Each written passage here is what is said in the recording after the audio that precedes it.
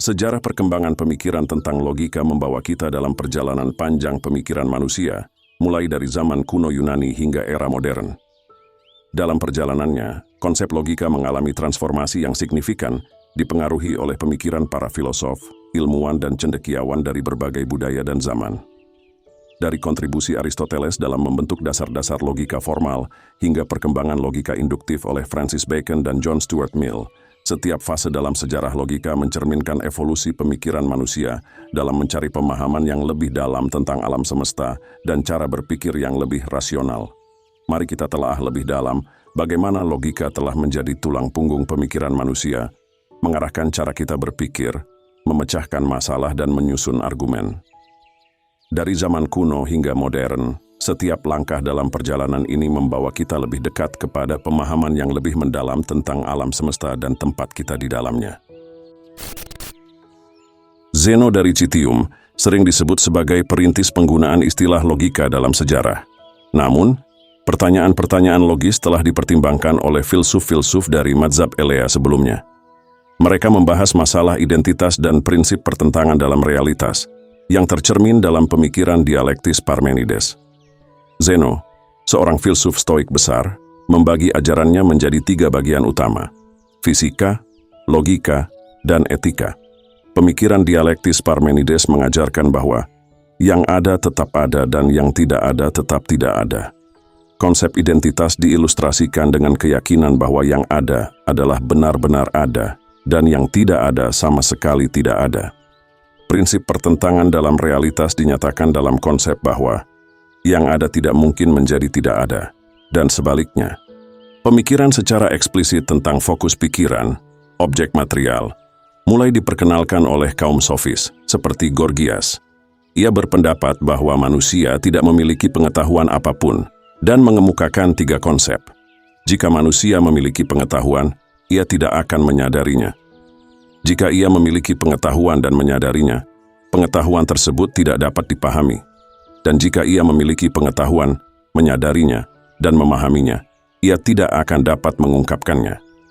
Konsep Gorgias mempertanyakan hubungan antara pikiran dan bahasa, serta penggunaan bahasa dalam proses berpikir. Sokrates menggunakan metode ironi dan maiotika tekne, yang mengembangkan metode induktif yang kemudian ditingkatkan oleh Plato menjadi teori ide. Plato mengemukakan bahwa ide adalah prototipe, sementara objek dunia nyata adalah replikanya.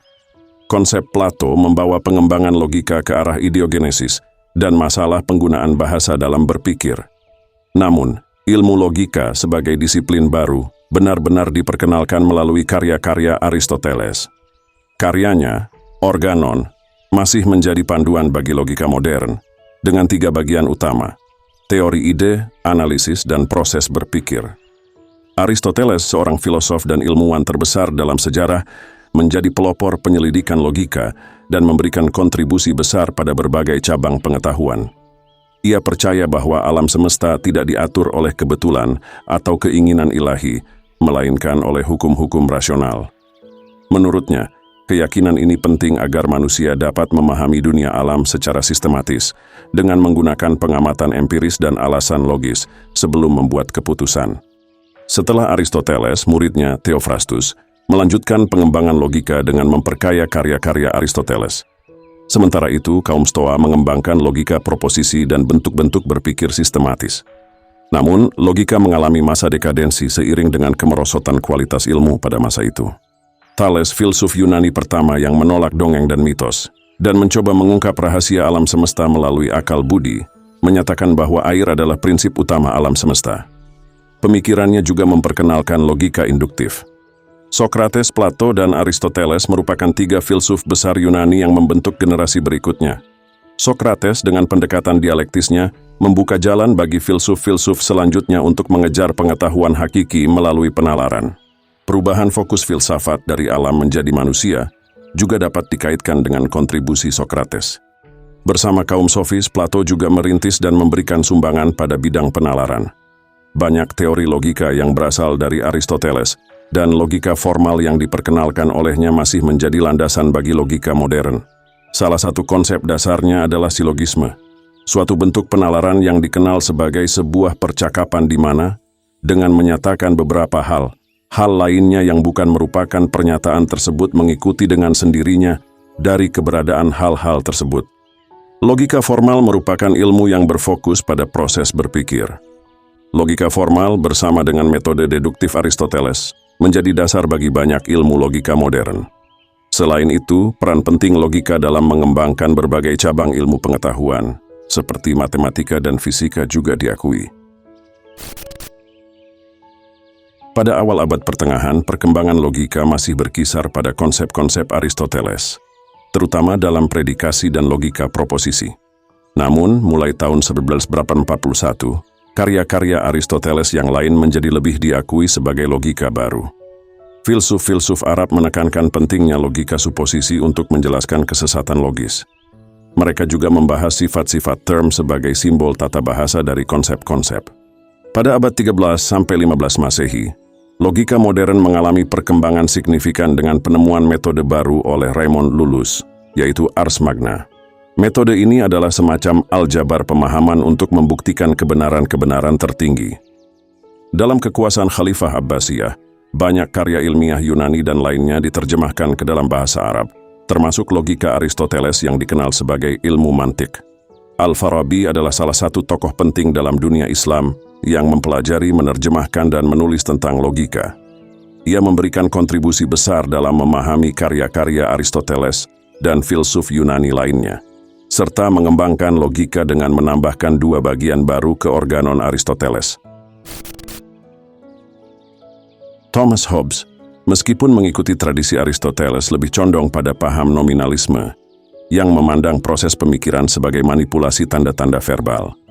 Logika deduktif silogistik Aristoteles ditantang oleh Francis Bacon dengan logika induktif murninya dalam Novum Organum, serta oleh René Descartes dalam Discours de Méthode sebagai logika deduktif murni. Logika ternyata membutuhkan tambahan metode lain, seperti analisis geometri dan aljabar Descartes, yang memilah masalah menjadi bagian-bagian terkecil untuk mempermudah penyelesaiannya. John Stuart Mill juga mengusung metode induktif untuk menemukan hubungan kausalitas fenomena. Baginya, sebab suatu kejadian terdiri dari semua kondisi positif dan negatif yang diperlukan. Metodenya didasarkan pada 4 prinsip dasar yang mencakup penyadaran akan masalah, penelitian terhadap semua faktor yang relevan, pengelompokan faktor yang ada dan tidak ada, dan pembuktian dengan metode-metode kualitatif dan kuantitatif.